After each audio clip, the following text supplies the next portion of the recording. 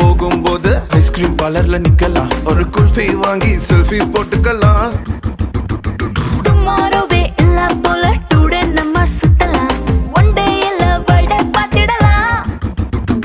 Mid night ஆனா கூட நம்ம ஹெட்லைட்டோட போலாம், அடி ஹெல்மெட் ரெண்டு மாட்டி போது ஹெட் பைட்டோட போலாம். சீட்டு மேல சாஞ்சுக்கிட்டு சின்ன சின்ன ஆசை தீர்த்துக்கலாம். Come on baby, let's go on the bullet.